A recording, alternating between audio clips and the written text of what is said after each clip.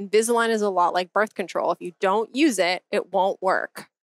So I was like, this is a banger. This is going to be the best joke ever. I'm going to give it at my next event, which happened to be in Lancaster, Pennsylvania.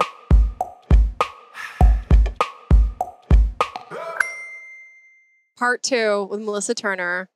You heard all about her 18, leaving home to get out of the small town and go to big city. You heard about the boyfriend that turned into a husband during hygiene school, that turned into a baby, that turned into moving countries and different state lines. You heard about the secret that came out. And if you didn't, you need to go back to that episode. And now we are in current day Melissa life and the advocacy that you have taken upon yourself in such a short period of time, like from 2016-ish to now. Yeah. You've done a lot. And in the end of the last episode, you mentioned most dental offices kind of suck, and that people don't really love working for them. And that's why I opened my own office. Is it? Yeah. So I went from perio to pedo to ortho to a high profile GP practice in Toronto, very cosmetically focused, kind of like the Toronto version of Dr. Appa sort of thing back then. And I picked all of the good things from each one of those offices and I wrote them all down. And I said, one day when I have enough money, I'm going to open my own dental office and all of those things will happen in my office. And that happened in just like COVID 2020 is when I opened the practice. But you're right. I hated working for all of those people. I loved the service that I was able to provide in pedo. I loved working with kids. In perio, I liked seeing the outcomes of what I could do as a surgical hygienist. In the cosmetic world, I found restorative fascinating. So I went back to school and became a restorative hygienist. Me too. Good. Yes. Yeah. In ortho, I got to see the before and afters. So I took all of those beautiful things and put them in my office. But the interesting thing is just because it's a beautiful thing for you doesn't mean it is for your employees. Yeah. And the employees are the hardest ones. Like, how do you not cross that line from being too friendly? How do you still claim, being a boss without losing your humanity? Those are like the most difficult pieces, especially when you have a team of, I am now 11. Do you really? It's up to 11. We're at 11 team members at the office and then 5 team members that help me be me, social media stuff. So there's a lot of people, right? A lot of moving parts.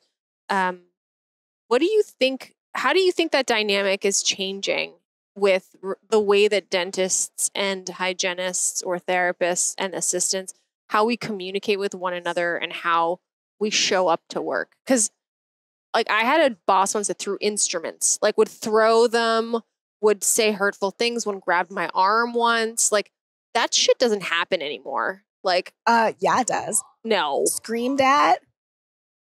I got screamed at for recently. Well, no, but I'm sure it still happens. If this is happening to you, someone please send me a DM because I need to know. I feel like it shouldn't still be happening, considering like so much stuff that goes out on the media. Like, what do you think? I mean, it's going to always happen and we're always going to eat it because that's just who we are as hygienists. I don't know. When I came into the industry 20 years ago, at that point, hygienists were divas, right? That's what we were known as. I don't know why. Sure, whatever. Yeah. We get paid a lot, but we also produce a lot. Sure. Right? Yeah. And then I think it was the financial crisis around 2008 kind of shut everything down. And that's when, the dentists started taking our pay away. They started taking our benefits away. And then eventually they had to start clocking out if patients didn't show up. And dear God, I hope nobody is still doing that. I hope nobody is still doing that. But I'm sure it's happening all over the place. But I think the biggest thing is, for me, where dental practices are broken, it's in the fact that it's just not an efficient business model. Number one, it's built off of an antiquated disease model, but also it's built off of a model where you as the practice owner are most likely going to be in the chair full time, right? So how can you give all you can to your patients clinically and then also run this business? Right. Like, to me, that doesn't make any sense. Yeah. Like something's got to give. And I think the team culture, I think the team, the team is what gives, right? Yeah. No matter how good of a team you have, if the business owner can't be there to support and really build a team, a good workplace culture, then something's going to break, and you're not going to be as efficient and good as you can be as a business. Yeah. I think since opening the practice, I've never worked there full time. So I started off with 3 days a week, and now I'm 2 days a week. Yeah. And I think building systems with people is what saved us, in the sense of like, it is their ideas. Like my admin team, the way that they run their day to day, the way they open, the way they close, the way they answer emails, everything's templated, but they created those templates, but they were given the time to do it. I think oftentimes you get hired in an office, you get dropped in Susan's role, and whatever Susan did before is now what you do, because everyone's like, well, where's Susan? So you're like trying to fit this mold of another human being that may not be you in a system that may not have been efficient, that was probably broken to begin with. And no one spent the time or was awarded the time to like physically pull things apart, like an old school, high school binder, like where you got all your notes in there and stuff. I do love those. Yeah, I do too. Like I'm a pen and paper girl. So like given the time to say, okay, so what do we do when someone comes in with this? It's like we do a lot of flow charts in the office, and we show the patients the flow chart. Like you are here, you are going here in this direction. And these are the types of treatments that we recommend based on what we see here. And we follow along, like everyone follows along with it, because we all created it together. It wasn't a like, here, this is the office manual. You must follow this down to a T. Sign it. You got to sign it. Yeah, you got to sign on every single page, because God forbid you should miss the vacation request page. Yeah, it's just like take my blood and like sign it in my blood, and then my DNA, a strand of my hair goes in it too. But like, yeah, I mean, if you don't include people in that decision making process, then the likelihood of them owning or having that owner like mentality is definitely going to be lost. You're going to be super disappointed. Do you think more states and hopefully provinces will allow dental hygienists to open practices like some of the ones that we have now? Do you know how many people? Today I interviewed the guy that owns that super mouth company. Oh yeah, he's a pediatric. He's an orthodontist. His wife is a pediatric dentist, and we were on the episode, and he's like, I didn't know that was a thing. Mm-hmm. Cool, bro. It's been a thing for like 15 years. Bra with an A or an O? Silent little accent on the top of the A. But it's surprising that like people don't know that that's a thing. Yeah. Should it be more of a thing? What do you think? Well, so that's my underlying mission with everything I do, is to try to help maximize the providers that we have. And in so many of the states, I don't know how it is in the provinces, but in so many of the states, I've read every single state practice act and laid out in this huge master Excel spreadsheet what hygienists can do and can't do, if they can own practices and how they can own practices, and it's all in here, okay? Because my mission is, if hygienists can own more practices, that means more patients can be seen. Right. More access to care. More access to care. Yeah. And it's a win-win. And it's not this, I mean, I know dentists can kind of react sometimes from fear, and I understand that. But if we look at it from, the World Health Organization came out with a report, I don't know, last year, I can't even remember it right now, but it was a devastating report on the oral health across the world. And it said, we need more access to providers, we need more prevention, and more, there was something else. But hygienists who own practices can solve that easily, because they can work at the top of their license. But I think we'll continue to move forward in this direction. But the problem is, as it is in so many of the states, hygienists are restricted to seeing only public health individuals or public health locations.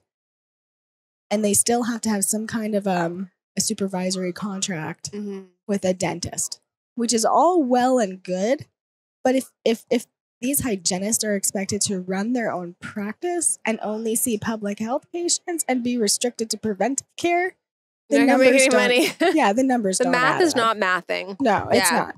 And now there are some. I know there's some in Canada, and there's some in Washington State, and there are some around the states that have found ways to make it work, but it's typically through loopholes or through gray areas that they have to work out, sometimes legally with the board of dentistry, to make it work, and they can be financially successful. But for, I mean, to solve the access to care problem, it's so easy. Yeah. You just unrestrict hygienists. That's all. Yeah. Keep us with the same scope, but just unrestrict us. Yeah. And is that even a word? Unrestrict? It should be. Let's make it a Webster's dictionary, if you're listening. Yeah, I think unrestrict is a word. word. Definitely. I agree. And the overhead is the hardest part to manage. I mean, the fixed costs, those you can kind of get behind, but it's these fluctuating costs that are really difficult. And as a hygienist too, you're not the sole provider of the highest billable amount. So you're immediately operating basically under an associate model, which means that you're taking 20% less home. So it's a lot of extra costs for perhaps not that reward. So I don't know. It would be interesting if dental companies like the ones that are here were also the ones to kind of be behind us and say, hey, we really want to support the growth of dental hygienists owning practices or dental hygienists operating independently, whatever you want to call it. We're to subsidize some of this stuff for them in order for it to be more feasible. So when hygienists decide they want to open a practice and then look at that bottom line, they're like, I don't have my own personal injection to put into this. The bank's not going to give me the loan. I've done a whole episode on like the struggle that I had just getting $500,000. Yeah. And it's just not the same. But a dentist walks into a bank, a brand new dentist, like just shiny, just got the stamp. Looks 12. 12 years old with $500,000 in debt. They're like, sure, doc, no problem. We'll give you $2 million for a beautiful build out. You don't even have to pay us any interest for the next 17 years of your life either. It's just the system is broken. Well, can you hire a dentist if you hire is a strong word. I can contract a dentist to work in the premise under a very specific type of contract. So I have Dr. Michelle who works full time, works 5 days a week. And then I have a surgeon who comes in on weekends, does exos and wisdom teeth stuff. And then I have a prosthodontist who does some big cases.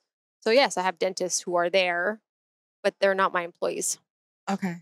Well, even so, like most of the states, we can't do that. Right. And so that's severely restricting. We're paying overhead that's for dentists. Right. Yet you're getting $30 for a pro fee. You know, like it does not. It's supposed to be an SRP, but it's not covered. Oh my God. Oh my goodness. Melissa, let's close this with one thing. Talk to me about the Denobi Awards. Okay. What are the Denobi Awards? I feel like it needs to be like, there needs to be an accent. Because I see the stuff on social media. And I have to apologize because I was nominated for a Denobi Award, but I didn't know what that meant. Yeah, dude. What a diss. I had no idea. I was like, who nominated me? What is this Denobi Award? I was away anyways. Like the timing didn't add up, but what is the Denobi Awards? I know it has to do because my friend Tina went last year. Like tele-dentistry, mobile dentistry. It's outside of that. It's outside of that. Okay, so what's the give me the scoop. Well, we wanted to put an umlaut over the O, the two dots. Yeah, but then we did away with that. Oh. Okay, so the story goes, this is what happened. Years ago, my best friend Sonia Dunbar and I, we did a review of all the award programs in the States, and we saw that most of them were for dentists or were for Lifetime Achievement Awards. And we said, well, sure as heck, nobody wants to win an award when they're old and gray. You want to win it when you're in the moment doing good things. So we had plans to start the Denobi Awards down the line. What's the word Denobi mean? So it's an Irish surname, not anything to do with teeth. Yeah, but we wanted something strong. Got it. And it sounds strong. It kind of sounds like. Anyway, but now the joke is it's the Denobodies of dentistry. Who made that joke? Sonny did actually. She would. But so what happened was we fast tracked it over COVID because dentistry was just completely depressed. Yeah. So we said, we're just going to get this going and it's going to be, people might think it's spam at first or whatever, but we're just going to keep going with it. So what happens is we host it at our teledentistry conference. Got it. But it's a separate thing. Oh, okay. So it's the closing night of the teledentistry conference.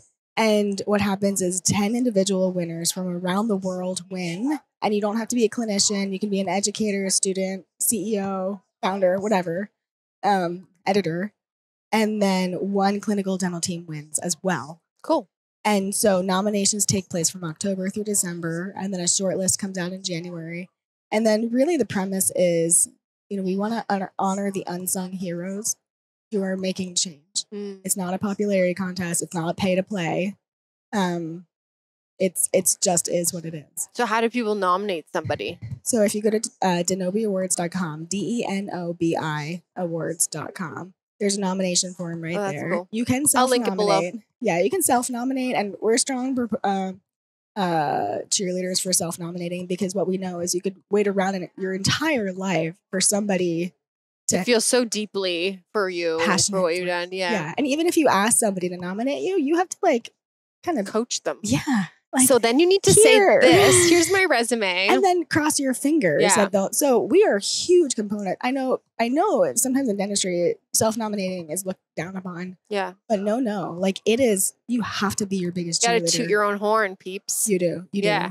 And so, you can do that. And then part of the nomination process is they wouldn't tell me who nominated me. So I asked Holly, because the invitation thing came in. It was like, someone nominated you. So find out who it was. I want to say thank you. And they're like, we can't tell you who it was. I'm like, what do you mean you can't tell me who it was? Someone nominated me. You got to tell me who it was. They just send them a thank you. Usually the person that nominates you tells you. So if they didn't Nobody told me. I even have the email proof. I'm like, Holly, find out who this person is. I want to thank them. Maybe it's your secret admirer. And I want to know what they said. Where's the shtick? Yeah. Well, usually you have to submit a video too. Not everybody submits a video, but you can put it on social, or you can just submit it privately to us.